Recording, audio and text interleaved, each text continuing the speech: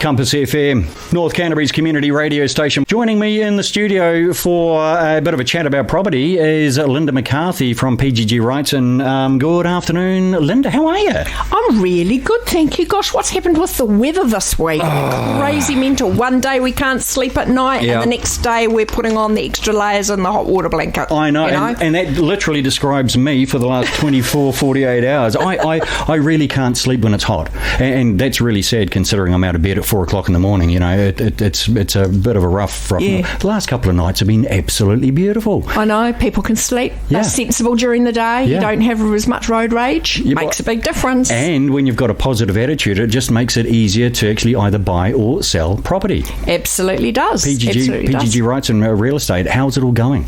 It's really cool, and houses are still selling. Mm-hmm. People are still coming to the market. And the reason that I'm here today is I'm just going to have a wee talk about first home buyers. Yes. And first home buyers sometimes have some really good information that they've been given from mum and dad and the rallies who've sold houses before.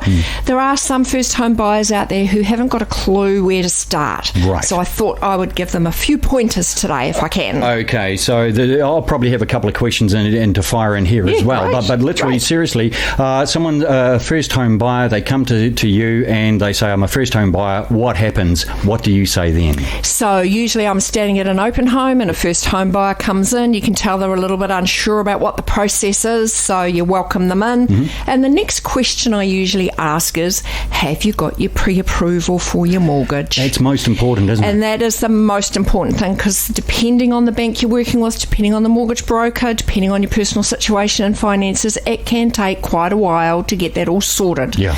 And the banks take a long time sometimes, depending on the bank. They have to earn their profit somewhere along the line.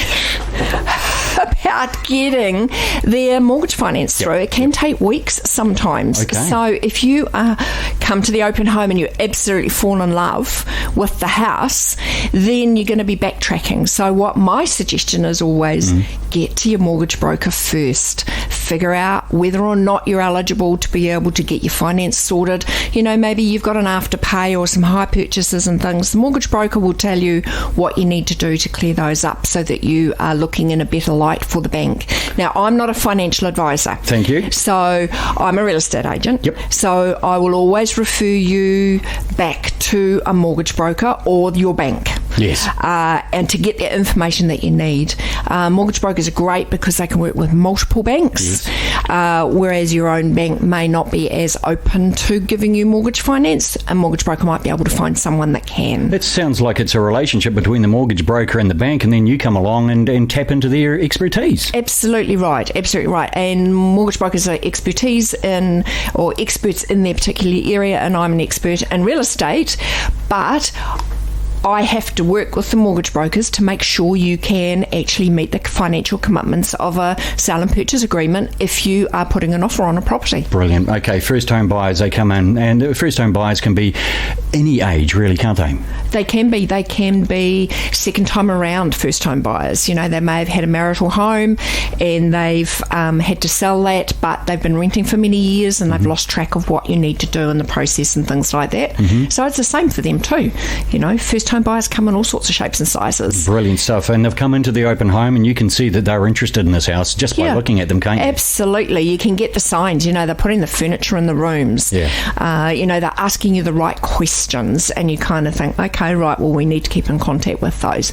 But a key thing that if you are a first home buyer and you don't know where to start, finance, get that sorted ASAP. Yep. You know, that's kind of the first cab off the rank. Then if you've been looking at Trade Me and realestate.co and all those other websites, PGG Wrightsons real estate website for houses, make sure that you have a wee list of things that are must-haves, are nice-to-haves, things that you can compromise on, and you both husband, wife, girlfriend, boyfriend, whatever the relationship it is, you all have different needs. So why not do a list each and then sit down and compare them to come up with a master plan? Because for one part of the relationship might be interested in the location of the sports field, but the other part is more interested in the schools. Absolutely right. So you might have to do a bit of compromising, you know, and that might be the thing at the C level of your list. The other thing that you might want to consider is things like the neighbourhood you're in. What sort of neighbourhood? Does it have to be close to schools? Does it have to be close to medical facilities if you're in your older years or more mature years, as I say? Do you want a new build or an existing home? And those options all depend on, dare I say it, goes back to your finance and what you can borrow, which goes back to your mortgage broker all over again. There you go. So it's this a is full circle sort of thing. It's absolutely wonderful advice that you're doing. Just get all your ducks in a row. Who is the first person that you would go to if you're a first home buyer? Would it be the mortgage broker or would it be the real estate agent? A bit of both, because the real estate agent can give you some idea on what's happening in the market and how much they may need to have for certain types of houses that they're looking for on their dream list. It might also be that if you're a first home buyer, you can't buy the same house that mum and dad have, 4 bedrooms, everything that opens and shuts, the flash car and all those sorts of things. You may not be able to afford that big fancy house as your starter house. Yes. You may have to, depending on your financial situation, look at a townhouse, a 2-bedroom townhouse even, and to get yourself on the ladder, because that might be in your budget. Yes. Typically first home buyers have $500,000, $600,000. Sometimes they have $300,000, $400,000. Yeah. So that's when talking to a real estate agent is actually a really good starting point to figure out what they would be able to buy with their prospective money that they have. Yeah, okay. Sorry, I had a bit of a mind blank there for a second. No, that's okay, Linda McCarthy from PGG Wrightsons. Let's stand by. In fact, we'll come back with you in about 2 minutes or so, and we'll play a song. Compass FM. It's with Linda McCarthy from PGG Wrightson Real Estate in the studio. Linda, a question that I am wondering about is, I heard you say before with boyfriends, girlfriends buying a house, or husband and wife buying a house. What's the situation in regards to maybe siblings buying a house together, or someone that's not even related buying a house together for a first time? Is it something that's normal, or is it something that can happen? It definitely can happen, and we're seeing more and more of it when the young ones aren't able to come up with all the cash themselves. It might be mum and dad that are helping out, or it might be 2 couples blending their finances to get a better opportunity for a larger house. And what the number one thing is, if you are thinking about that, you must get legal advice on what that's going to look like when it comes to sale and purchase time. Sale and purchase always goes through the lawyer anyway, but there's an extra layer when you've got blended combos of finances coming from 2 different parts of families or different groups of families, and sometimes that's the only way that young ones or anybody can actually afford to buy a house in today's market. It's just a different option. That's actually, I've never seen that. You hear about the couples, and you hardly ever see sort of like co-op buying, have a couple of families together to buy a house. Yeah, in a way. absolutely. I'm working with a couple of couples at the moment that they're renting a house, or they're in a house, but they're wanting to buy, so they're going to pool their funds. And once again, they've gone to the mortgage broker. They've done the process. They know what they can borrow, and then when it comes to sale and purchase agreement time, we just have to make sure that both parties are looked after, so that the funds that they put in, they're going to get out at the end of the day. So there might be a couple of extra clauses that the lawyer writes that is specific to the situation that they're in. And the same with mum and dad are buying. We were looking at helping our youngest daughter potentially getting into a house, and we would have to own the house with her on the title until she could afford to buy us out. So once again, we asked mortgage broker and then legal advice.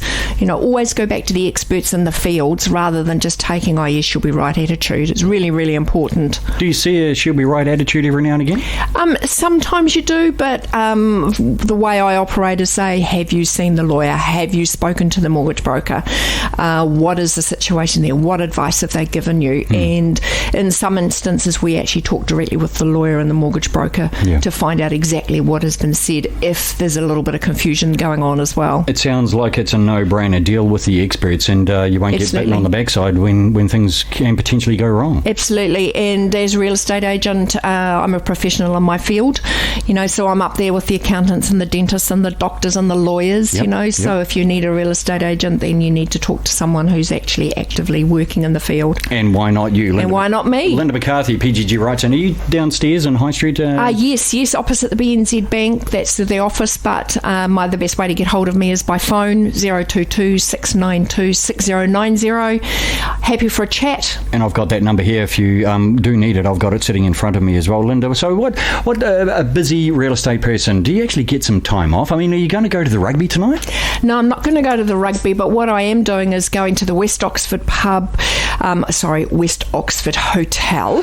Part of my community support is that I sell raffle tickets there, $2 a ticket, 3 meat draws, and we've shifted the draw time to a little bit before the rugby tonight so that you can figure out whether or not you've won your meat raffle before the rugby. Brilliant. And I'm there every Friday night. So the money goes to the Oxford Community Trust. And just before Christmas, the wonderful community of Oxford raised $745 odd for the Oxford Community Food Bank.